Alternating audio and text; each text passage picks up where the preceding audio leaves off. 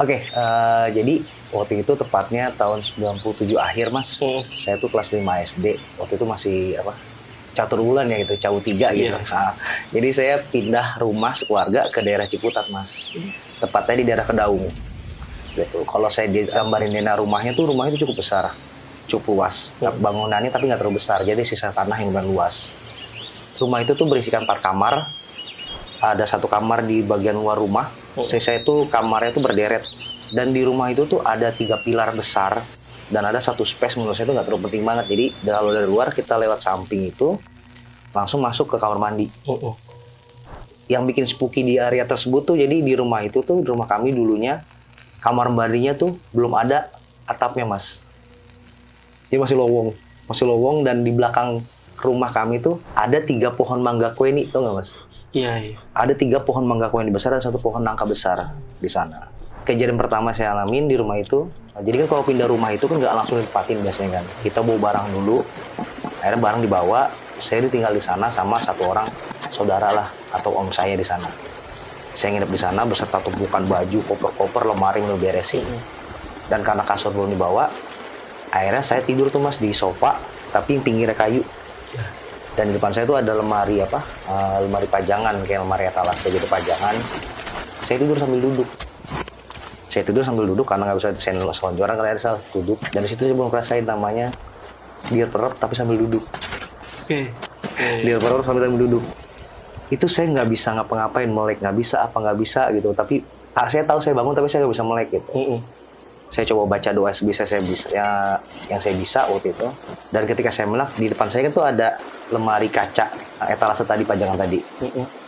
Dan begitu saya lihat, itu ada kaki yang lagi nginjek muka saya di sini. Kakinya itu kalau dibilang tuh pergelangan kakinya aja ya. Lingkar pergelangan kakinya itu besarnya segini mas. Lingkar pergelangan kakinya aja. Saya merem lagi, saya baca doa lagi, berharap ya Allah semoga ini hilang segera mungkin gitu kan. Saya lagi berdoa, tiba-tiba ada suara kenceng banget di situ. Akhirnya saya sudah melek dan hilang mas, nggak ada. Kaki itu nggak ada tuh di kepala saya. Tapi itu bukan hilang. Ternyata dia dipindah di belakang saya, menggantikan 2 pilar tiang di rumah saya itu. Dan kelihatan cuma kakinya doang di situ. Berarti itu pas nengok ke belakang itu? Jadi saya ngeliat kan, nengok dilihat di kaca, bukan di sini lagi, tapi kakinya berdiri belakang saya 2, menggantikan pilar tiang. Menggantikan 2 pilar tiang di rumah saya. Sorry mas, ini kan tadi Mas Linggar kan tidurnya sambil duduk ya. Itu nginjek itu kayak gimana? Jadi posisinya saya lagi duduk gini sambil tidur. Dan kakinya tuh di sini saya mas. Telapak kaki itu di sini saya gitu. Seperti itu. Oke, itu kejadian pertama yang saya alamin di sana mas. Gitu. Sebenarnya banyak lagi rentetan kejadian, tapi ya cuma kejadian-kejadian kecil lah, kayak contoh yang lihat apa gitu. Tapi kejadian ekstrim berikutnya yang saya alamin ketika saya masuk di bangku SMP. Ini semua berawal dari mimpi. Jadi waktu itu saya mimpi, di dalam mimpi saya ada sosok perempuan, sosok kuntilanak seperti pada umumnya, dan dia menunjuk ke arah samping saya. Itu saya keadaan bukan di rumah dalam mimpi. Dia nunjuk sambil bicara, lihat 3 kali. Dan begitu saya nengok, itu ada sosok pocong sedang tiduran di samping saya. Dan setelah dia bilang lihat 3 kali itu, saya seketika terbangun. Itu keringat dingin, badan semua basah, menggigil, merinding semuanya. Dan seketika saya sadar, sosok kuntilanak itu ternyata benar ada di depan pintu saya. Dengan posisi sama menunjuk ke samping saya, di kamar saya. Sambil mengulangi kata-kata yang di mimpi tadi. Lihat. Saya kaget, langsung saya lompat dari kasur. Kebetulan depan kasur ada lemari. Saya nyender, dan yang benar itu ada sosok pocong di samping saya. Dan sosok pocong itu tiba-tiba berbalik. Sosok pocong itu masih ada kapasnya, masih lengkap semua segala macam. Dan saya mengenali sosok tersebut. Siapa mas? Sosok itu saya. Setelah itu saya blackout, nggak sadar apa-apa, sampai paginya saya dibangunin sama orang tua saya kalau saya tidur di depan lemari. Jadi lu Mas Linggar pingsan ya pada saat itu langsung ya? Pingsan, langsung blackout ketika tahu itu saya. Ya ketika langsung blackout, pingsan, benar-benar pingsan, nggak sadarin diri, sampai paginya saya dibangunin sama ayah saya tiduran di depan lemari. Pocong ini berbalik, palanya doang gitu Mas? Berbalik sebadan, jadi muter posisinya itu sebelumnya miring, miring ke arah tembok, dan dia berbalik, telentang. Masih ada kapasnya, tapi saya mengenali. Iya, di situ Mas Linggar ngeliat jelas. Itu saya. Wah, gila. Dan setelah itu ya, saya cerita sama bapak, karena memang jujur di rumah itu yang sering mengalami saya sama bapak berdua. Gitu, saya sama bapak yang sering ngalamin kejadian apa aja di situ, dan memang kami yang sering sharing cerita berdua gitu. Tanpa ngasih tahu nih ke ibu sama kakak saya gitu, takutnya mereka khawatir dan takut selama tinggal di sana. Gitu. Ya bapak ketika cerita cuma bilang, yaudah nggak apa-apa, jangan ceritain gitu. Karena memang bapak tuh berani banget gitu, selama tinggal di sana memang yang paling berani ya bapak gitu. Kalau bapak bilang aja gitu. Dan bapak pun sering ngalamin salah satu ceritanya, ini sih berdua sama saya, salah satu berdua masalahnya. Jadi waktu itu bapak malam-malam itu kan di depan rumah itu bapak sebelum itu bangun kayak pos kamling gitu loh Mas, buat tempat anak-anak nongkrong gitaran gitu. Sebelumnya biasanya rame kalau masih sore.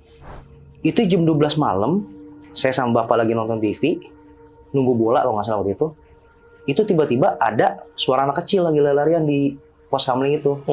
Loncat dari pos kamling naik lagi, loncat dari pos kamling naik lagi. Akhirnya saya sama bapak ngecek keluar ke depan. Bapak negor, "Leh, ngapain loncat-loncat dari atas? Jatuh ntar modar lo," gitu. Bapak bilang kayak gitu kan, karena anaknya dibilangin masih tawa loncat-loncat aja gitu. "Iya Pak D, iya Pak D." Anaknya coba bilang kayak gitu doang. Gitu. Karena di daerah situ memang bapak dikenal dengan sebutan Pak D gitu. Udah bapak balik ke dalam lagi. Saya nanya, "Kenapa sih Pak? Tahu tuh anak kecil." "Oh, ya udah." Akhirnya bapak menutup gerbang. Saya menggembok. Tuh anaknya tadi udah depan kita berdua sambil ngomong, aku wis modar Pak E. Sambil mundur ke belakang sambil kayak gitu. Dan akhirnya hilang ke kebun di belakang pos kamling. Mas, ini sosok anak kecilnya kayak gimana nih Mas? Anak kecil biasa Mas, pakai kaos biasa, bukan yang kayak gambaran tuyul atau gimana. Enggak, anak kecil biasa. Cuma pas di depan gerbang dia sambil ngomong kayak gitu, aku wis modar Pak E. Sambil mundur-mundur. Sambil ngilang. Pada saat itu tuh Mas Linggar gimana tuh perasaannya? Speechless, dan akhirnya udah diem gak bisa gembok gerbang. Akhirnya bapak udah sini bapak gembok, udah yuk. Akhirnya bapak narik saya buat masuk ke dalam rumah. Udah sana tidur. Bapak biasa aja? Biasa aja. Salut.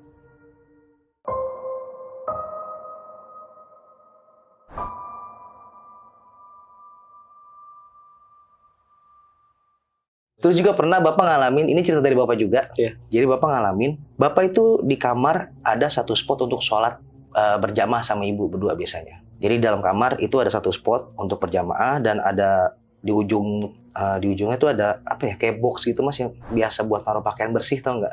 Keranjang kayak gitu. Itu untuk naruh sejadah sama mukena. Itu. Nah itu sholat subuh juga, sholat subuh. Bapak biasanya bangunin ibu tuh, "Bu, ayo sholat subuh," gitu kan, jamaah. Nah hari itu bapak udah bangun duluan mau sholat subuh, bangunin ibu, "Bu, ayo Bu, sholat subuh jamaah."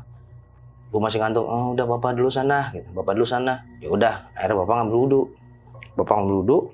Masuk dalam kamar, ngeliat ibu masih tiduran lagi, masih tidur tuh belum bangun. Ya si ibu, ya udahlah, capek kali. Ya udah, akhirnya bapak gelar sejadah, sholat sendiri. Begitu takbir pertama, Allahu Akbar, itu bapak ngeliat dari pinggir matanya, dari sudut mata, ada tangan ngambil sejadah sama mukena. Ngambil. Oh, refleks bapak mikir, oh ibu udah bangun mau sholat jamaah kali. Dan akhirnya secara refleks bapak langsung mengencangkan suaranya sebagai imam. Sholatlah. Sholat 2 rakaat, Atihah terakhir, kanan dulu, salam kanan. Begitu salam kiri, bapak ngeliat ibu lagi tiduran di kasur masih. Ibu masih tidur di kasur. Bapak langsung, ya Allah, tadi siapa ini sholat? Oh mungkin perasaan aja kali, mungkin sebenarnya ibu nggak sholat tadi, karena ngeliat dari sudut mata yang ngambil mukena. Udah bapak balik lagi gini, ngusap muka, tangannya masih gini, tiba-tiba ada yang nyenggol, ada yang nyemel pinggangnya, ngasih tangan mau salaman sama bapak. Bapak cuma, astagfirullahaladzim. Siapa ini? Bapak masih diam aja, bapak diam nggak ngerespon tuh. Terus ya secara tiba-tiba, itu tangannya ngambil tangan bapak dan cium tangan ke belakang. Bapak ya udah langsung dilepas, tangan dilepas. Bapak nyoba bismillahirrahmanirrahim. Begitu nengok ke belakang, kosong. Cuma ada sejadah sama mukena bekas dipakai. Dan ibu posisi masih tidur, dari tadi belum bangun.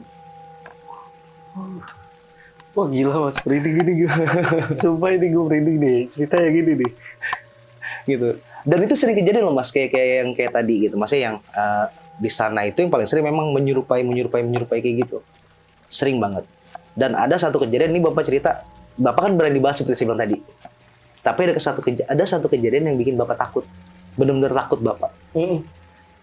Jadi waktu itu bapak, biasa memang bapak tuh sering nongkrong main mas sama temen-temennya gitu. Ngobrol di rumah temennya sampai malam. Nah waktu itu bapak nongkrong sampai jam 12 lewat lah. Jam 12 lewat. Akhirnya pas mau pulang, ada satu temennya. Pak Deh, pulang bareng dong. Oh yaudah, ayo bareng. Tapi aku mampir rumah Pak Deh dulu ya Pak Deh, kita ngopi lagi yuk. Oh yaudah. Satu, berdua sama temennya datang ke rumah. Si bapak ngobrol sama temennya berdua. Tengah-tengah ngobrol, bentar ya, saya bikinin kopi dulu ke dapur. Oh iya deh Pak Deh, gitu. Bapak ke dapur bikin kopi. Pas mau balik, itu bapak ngeliat tiba-tiba temennya ada 2 orang. Sosok yang sama. Berdua duduk berdampingan di bangku balai bambu gitu. Tapi nggak saling ngobrol, ngadep depan. Tapi 2 orang yang sama. Duduk berdampingan. Bapak ngeliat, astagfirullahaladzim. Bapak mau balik lagi ke dapur tuh. Bapak balik ke dapur sambil istighfar. Tiba-tiba temennya, Pak Deh mana kopinya? Udah di samping bapak. Ditungguin dari tadi Pak Deh. Oh, yaudah tunggu aja depan, ntar saya anterin. Ketemu bilang gitu kan. Akhirnya temennya itu datang lagi ke depan, keluar. Dan duduk lagi berdampingan dengan orang yang tadi. Tapi nggak saling ngobrol lah, tetap nggak saling ngobrol. Akhirnya bapak jalan, pas deket pintu, bapak diam dulu, terus bapak ngapain Pak? Saya tanya gitu kan. Bapak cuma berdoa leh. Ya Allah, tolong teman saya yang bukan yang asli, tolong hilangkan dari sini. Saya nggak mau dia ganggu istri sama anak saya. Setelah berdoa kayak gitu, tiba-tiba satu temennya berdiri dan langsung hilang gitu aja. Oh alhamdulillah. Ya udah berarti yang palsu atau yang bukan beneran udah hilang. Udah akhirnya bapak ke depan lagi ngasih kopi, ngobrol berdua sama temennya lagi. Saya tanya, bapak nggak bilangin temennya? Enggak lah, takut. Bapak bilang gitu kan. Terus, tapi belum selesai leh, kata bapak. Setelah habis kopinya, temennya bilang, yowes Pak Deh, aku pulang ya. Yaudah pulang sana, udah malam. Udah, temennya berdiri sambil ngomong, hati-hati ya Pak Deh. Loh, kok saya hati-hati? Sampai lo hati-hati mau pulang. Iya Pak Deh gitu. Temennya bilang kayak gitu. Nggak lama temennya jalan, tanpa perlu buka gerbang. Temennya lewat gitu aja dari gerbang itu. Sambil nengok ke bapak dan bilang, kita berdua nggak ada yang asli Pak Deh. Dan besoknya baru ketahuan ternyata temennya nggak ikut sama bapak pulang. Enggak Pak Deh, orang aku bawa motor. Pak Deh pulang sendiri. Temennya bilang gitu.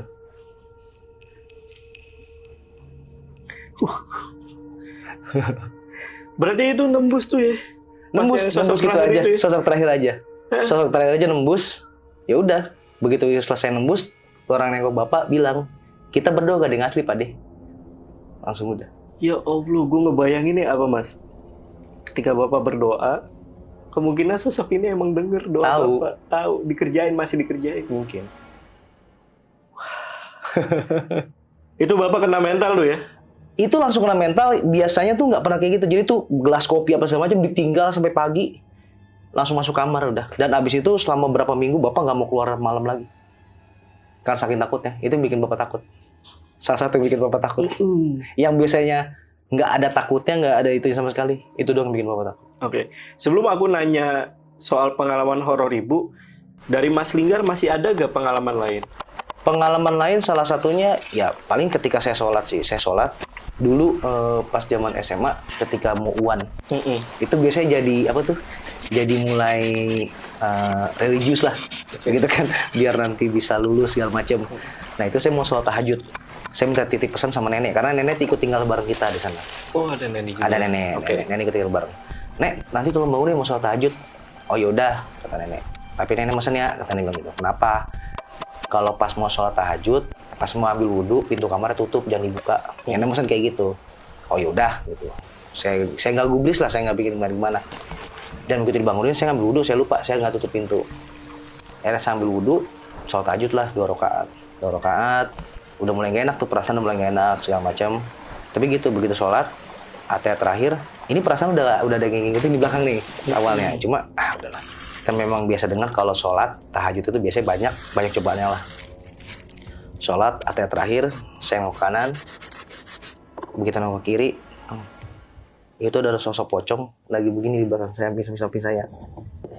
Jadi mukanya depan sama saya, jaraknya cuma ya nggak sampai sejengkal lah mas. Terus? Udah setelah itu saya cuma astagfirullahaladzim, nggak bisa ngomong apa-apa. Yaudah, saya cuma nunduk, saya lipat sejadah, saya taruh, saya keluar, tapi dengan tetap sosok pocong itu masih ada di situ dengan posisi yang sama. Saya tutup pintu, udah langsung kabur. Nggak pindah itu? Nggak pindah, posisinya masih sama. Jadi posisinya kayak orang ruku, tapi sambil nengok gini mas gitu.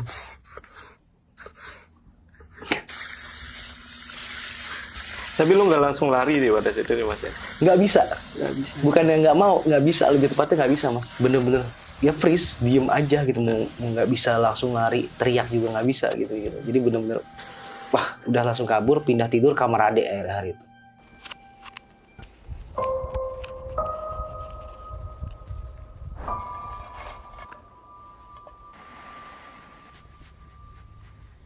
Yang sering banget sih saya ngalamin, nggak tahu sih ya. Jadi ketika saya tidur mimpi entah setengah sadar gitu.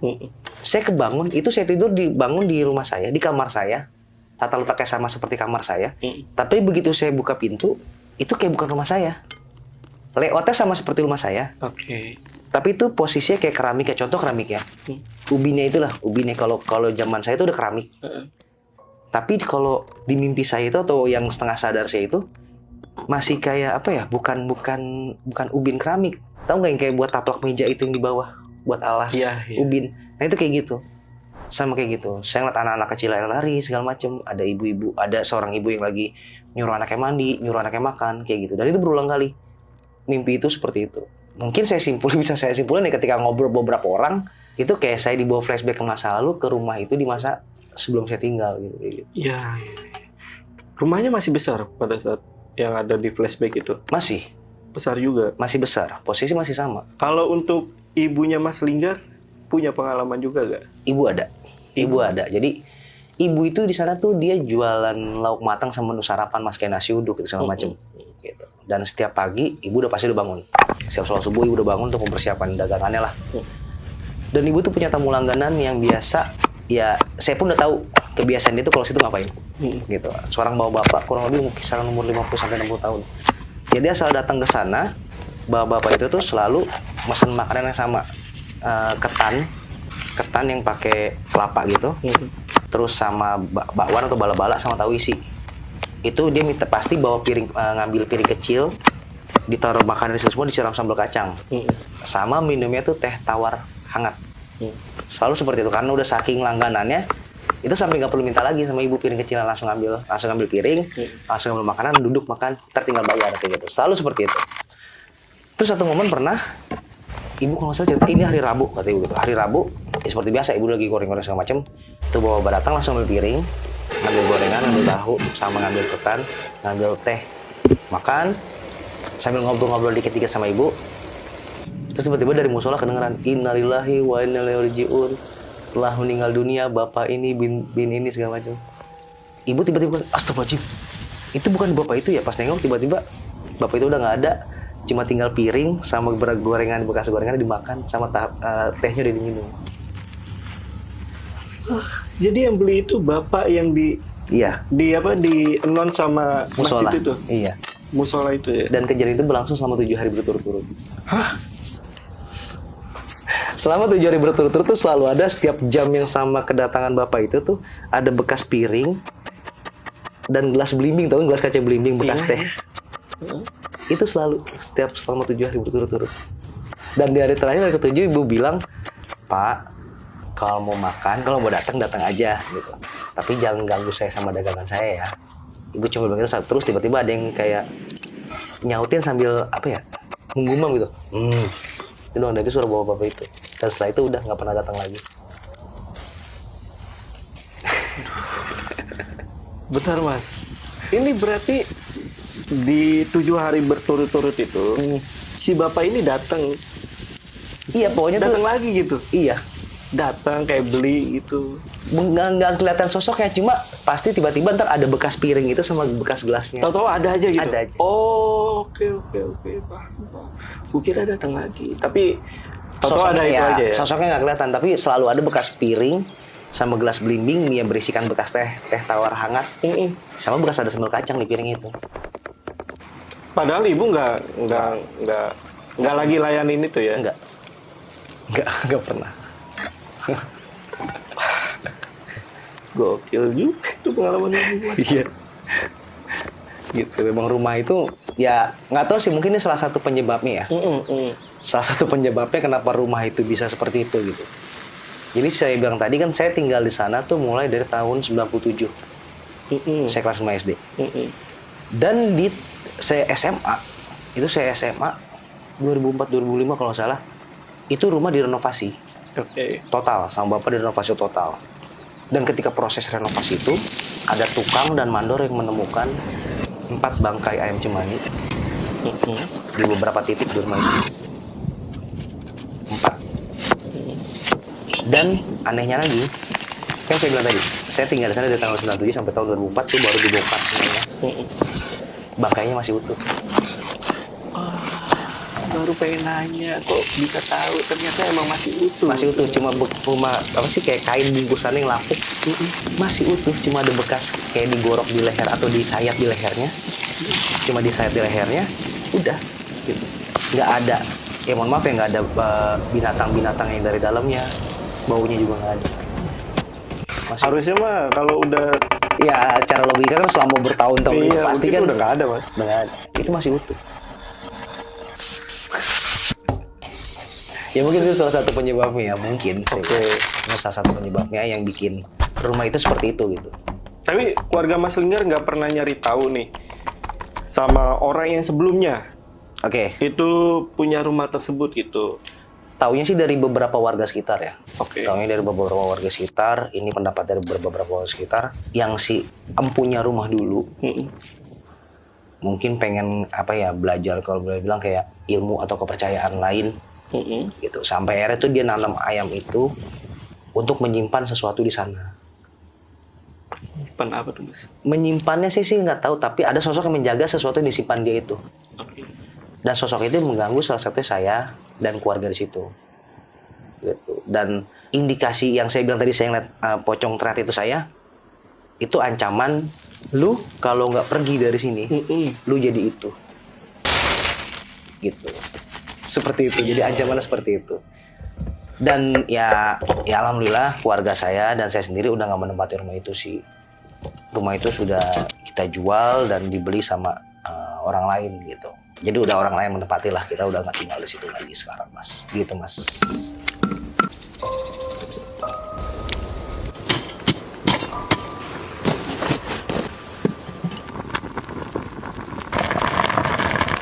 Nah ini nih, pernah tahu gak keadaan rumah sekarang, rumahnya yang sekarang itu? Ya. Terakhir mas dengar kabarnya itu kayak gimana? Kebetulan saya masih suka ngelewatin rumah itu ya. Masih suka ngelewatin rumah itu. Dan kondisinya tuh rumah itu luas. Tadi saya bilang rumah itu cukup luas. Iya. Dan ada kamar yang di depan beserta garasi. Itu sudah disekat dari yang punya rumah yang sekarang ya. Dan itu dibiarkan terbengkalai parah sekali sampai sekarang. Itu bagian depan situ udah ada ilalang tumbuh di dalam, tembok hancur, berdebu, udah nggak ada menepati. Jadi keluarga yang punya sekarang itu hanya menepati bagian belakangnya saja. Kenapa mas? Karena mereka pun masih mengalami hal-hal aneh mas. Hah? Pernah nanya gitu, Mas Linggar? Pernah diceritain sama mereka. Sorry, Mas Linggar itu pindah tahun berapa tuh? Saya pindah kurang lebih tahun 2014-2015 saya pindah dari sana. Tepatnya ya? Ya. Pindah tuh ya? Dan saya kemarin sempat ngobrol sama teman-teman saya masih di sana dan juga yang menempati rumah di sana sekarang. Gitu. Kurang lebih baru tahun 2022 kemarin saya baru dengar ceritanya lagi. Iya. Yang denger apa mas? Yang mas denger? Jadi, wah, kalau menurut saya malah itu saya udah seperti itu, tapi mereka ternyata jauh lebih ekstrim mengalami gangguannya, Mas. Jadi mereka tuh menempati rumah berikutnya itu adalah sekeluarga, beranggotakan empat orang. Jadi ada bapak, ibu, dan 2 orang anak, cewek dua-duanya, gitu. Dan masih kecil-kecil. Pas pindah ke sana itu, kalau dari cerita mereka, yang paling kecil aja tuh umur 5 tahun. Yang besar sih ya baru masuk kelas 2 SD nggak salah. Dan yang paling sering mengalami gangguan ini anak-anak mereka justru. Dicerita sama mereka tuh cerita pertama, mereka waktu itu si bapak sama kakaknya ini setiap sore tuh ya memang keluar gitu, nggak tahu kemana gitu keluar. Jadi tinggal di rumah itu cuma ibu sama adiknya yang paling kecil. Gitu. Dan itu berulang gitu, saya emang sering setiap sore tuh keluar, nggak tahu kemana deh gitu, nggak tahu mereka sih nggak cerita. Cuma setiap maghrib nih anaknya paling kecil mainin bedak di kamar sampai mukanya cemong putih gitu mas. Ditanya sama ibunya, "Dek ngapain sih main bedak sampai cemong kayak gitu?" "Iya mah, biar mirip sama temen aku." Dan itu berulang mas. Ya udah sama ibunya dicuci muka. Besoknya maghrib lagi, tuh anak main bedak lagi sampai cemong lagi. Udah dicuci mukanya lagi. Di hari ketiga mungkin sekarang udah kesel kali ya berturut-turut. Ibunya ngeliat kayak gitu marah-marah. "Udah dibilangin adek jangan main bedak mulu." "Iya ma, maaf ma," gitu. "Cuci muka sana, nggak mau anterin." "Iya ma." Akhirnya tuh anak kalau di kamar mandi. Si ibunya mau ngambil anduk. Anduknya tuh dari posisi ruang tamu. Jadi kalau keluar kamar, ke kamar mandi ke arah kiri, kalau ke ruang tamu ke arah kanan. Ngambil anduk. Pas ngambil anduk, mau kamar mandi, otomatis ngeliatin kamar dia lagi dong. Pas ngeliatin kamarnya, dia ngeliat anaknya lagi mainin bedak lagi. "Astagfirullahaladzim si Ade main bedak lagi." Kamu rasa kesel, langsung jalan ke kamar. Tuh anaknya mukanya langsung dilapin tuh pakai anduk. Tuh anaknya ngelawan. Ibu yang udah kesel, digebukin tuh pantatnya. Dia bilang jangan main bedak gitu. Terus tiba-tiba dari pintu, "Mah, bedaknya anduknya mana? Mataku pedes mah." Anaknya depan pintu kucing-kucing mata. "Mah, anduknya mana? Mata dia pedes nih mah." Ibunya kaget, "Hah? Anduknya dibuka, kosong. Cuma ada bekas anduk dan makeup di muka." Itu sosok yang menyerupai itu ya, yang memang sering ada di rumah. Sering, itu dan ya. mereka tuh yang sekarang ini sering mengalami itu sosok menyerupai mas. Dan yang paling kecil itu sering banget. Terus yang kedua, kejadian yang mereka ceritain ke saya, ini momennya di bulan puasa tapi nggak tahu tahun berapa, momen bulan puasa. Jadi mereka tuh kalau buka puasa mereka tuh duduk di meja makan, mau makan di meja makan. Tapi meja makan tuh yang mepet ke tembok mas. Jadi meja makan, tapi saya cuma bisa 4 orang. Nah, jadi mereka duduk makan. Pertama dipanggil tuh kakaknya, "Kak, buka puasa, bangunin adek." Gitu. Adek kan lagi tidur, nggak mau bangun. Udah. Tapi akhirnya lama-lama adek bangun tuh duduk. Jadi adek duduk samping mamanya, di sini bapaknya, kakaknya di sini. Makan atau buka puasa? Makan, buka puasa. Si adek diledekin nih sama bapaknya. "Kamu ini puasa enggak? Makannya banyak banget gitu kan. Tuh kakak kamu puasa tuh." Kakaknya kayak nyadar ya keanehan nih, karena ketika makan kakaknya ngeliatin adeknya, tiba-tiba adeknya sambil makan sambil nengok, sambil senyum ngeliat kakaknya. Makan lagi, ngeliat kakaknya lagi sambil senyum. Gitu. Kakaknya, "Kenapa sih ini adek?" gitu. Makan, terus bapaknya ngingetin, "Kak, kalau udah selesai makan, sholat maghrib dulu sana." "Oh iya ya," gitu. Akhirnya kakaknya mau jalan ke kamar, ngelewatin kamar orang tuanya, di mana tempat tidur adeknya gitu. Adek juga tidur situ. Begitu lewat, ada yang manggil. Begitu nengok, ada yang ngomong, "Kak, itu yang di meja makan bukan aku, Kak." Hah? Kakaknya kaget, nengok ke belakang, itu yang di meja makan. Ngeliat kakaknya sambil. Kakaknya langsung ke kamar mandi, ngambil wudhu, langsung sholat, tutup pintu, baca Quran gitu, nggak mau keluar. Sampai akhirnya bapaknya manggil nyuruh keluar gitu. "Kak, ayo Kak, keluar Kak, jangan kamar aja," gitu. Begitu dia buka pintu, adenya dari kamar orang tuanya itu masuk ke kamar dia. "Kamu kenapa deh?" gitu. "Kamu kenapa deh?" gitu. "Itu tadi siapa?" gitu. Adek cerita, "Aku juga nggak tahu Kak. Tadi aku tidur, terus aku dibangunin suruh ikut buka puasa. Tapi pas aku bangun, aku mau ke meja makan, aku udah lihat aku lagi jalan ke meja makan." Kata adanya gitu. Berarti si adanya ngelihat Iya. proses si sosok ini tuh Iya. Duduk meja makan. duduk di meja makan dan makan bahkan. Iya. Si adanya ini memperhatikan lama berarti ya. Sampai akhirnya kakaknya lewat baru dia bilang Iya. kalau yang di meja makan itu bukan aku. Aduh gila. Itu saking ya apa ya? Jadi kayak kalau dengar cerita mereka jadi kayak ada trust issue sendiri. Ini beneran dia apa bukan gitu? Karena terlalu sering gitu. Terlalu sering gitu. Dan bahkan bukan cuma keluarga itu aja. Ada sih satu kejadian apa sih agak lucu sih gitu, agak lucu. Jadi Apa tuh? Gimana? tiba-tiba jam 2 pagi ada kedengaran suara orang teriak dari bagian depan rumah yang tadi yang terbengkalai itu. Di mana yang dia teriak itu dari dulu bekas kamar saya. Ada orang teriak-teriak. Sampai tuh akhirnya yang punya rumah keluar, beberapa warga keluar. Dia ada orang ngapain sini gitu kan. Nah, ternyata kesurupan dia, Mas. Kesurupan di dalam kamar itu. Akhirnya disadarin, dia berusaha disadarkan, sampai akhirnya sadar, ditanyain, kamu ngapain? Dia ceritalah. Ini orang awalnya itu udah nggak baik. Jadi, begitu dia lewat, ini dari pandangan dia, dia lewat sana, dia ngeliat rumah itu masih bentuknya rumah pada umumnya. Dia ngeliat tuh ada 3 motor di situ, dalam rumah itu. Yang dulu memang waktu ketika saya tinggal di sana, ada 3 motor yang depan. Yaitu motor saya, motor bapak, sama motor adik. Tuh orang masuk ke dalam, mau nyolong motor. Mau ngambil motor lah itu, mau ngambil motor. Nggak bisa-bisa, sampai akhirnya dia nengok ke kamar, yang dulunya kamar saya.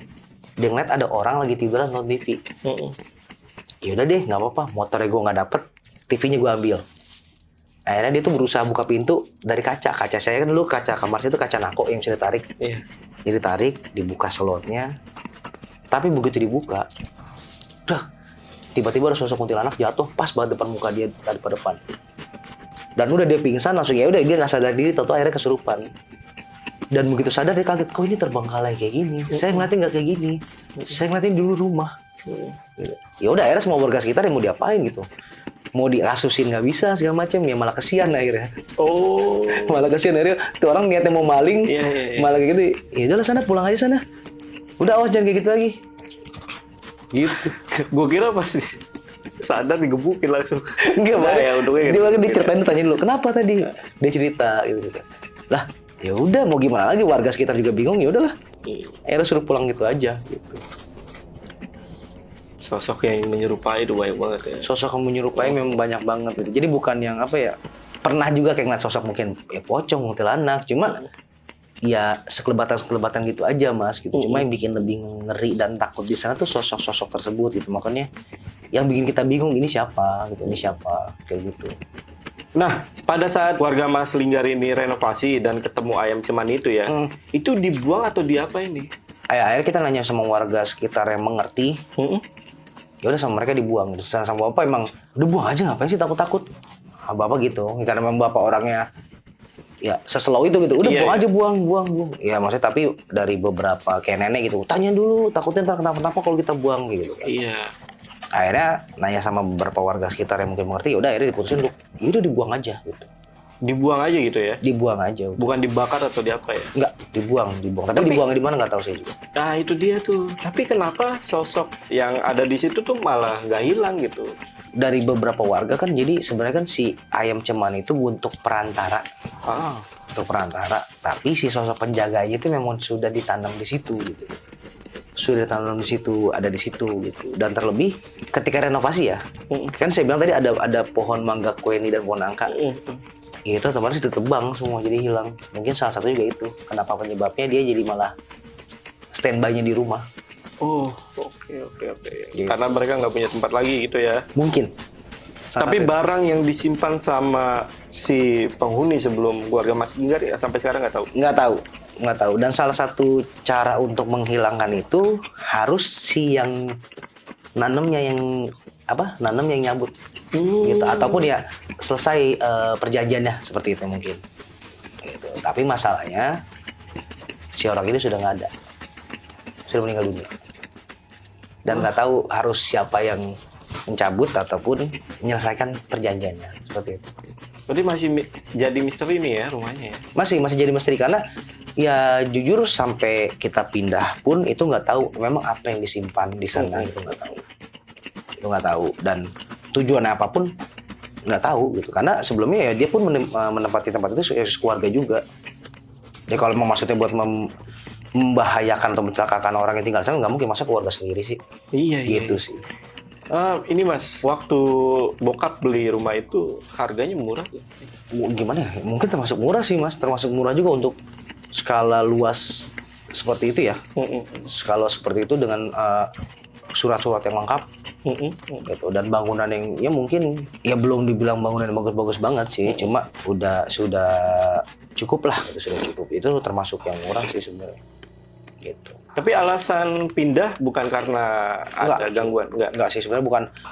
Ya memang kami ketika tinggal di sana pindah pun bukan karena udah nggak kuat dengan hal-hal itu gitu ya, memang karena ya mau pindah gitu, mau pindah aja. Karena waktu itu terlalu besar juga kalau memang ditempati hanya ibu, bapak, sama adik aja. Itu karena kan saya juga mau nikah, jadi harus keluar dari rumah. Di rumah cuma tinggal mereka bertiga, terlalu besar, akhirnya mereka pilih pindah ke tempat yang lebih kecil. Itu aja sih alasannya sebenarnya. Oke, mungkin cukup kali. Untuk pertanyaan gue juga udah cukup. Mas Linggar ada mau disampaikan lagi atau mau diceritain lagi? Ada? Nggak ada ya? Nggak ada sih paling udah. Nggak ada ya? Udah ya? Nggak ada sih paling. Nah, buat kalian nih yang pengen tanya lebih lengkap lagi mengenai cerita yang tadi dibawain sama Mas Linggar, kalian bisa langsung aja ke Instagramnya Mas Linggar. Di mana, Mas? Di @tanggalinggar. Oke, untuk linknya nanti gue taruh di deskripsi. Mas Linggar, sekali lagi makasih Mas. Sama-sama Mas, Ya. makasih banyak. Gue akhirin video ini. Gue Jamal dari Lentera Malam dan Mas Linggar izin pamit. Bye.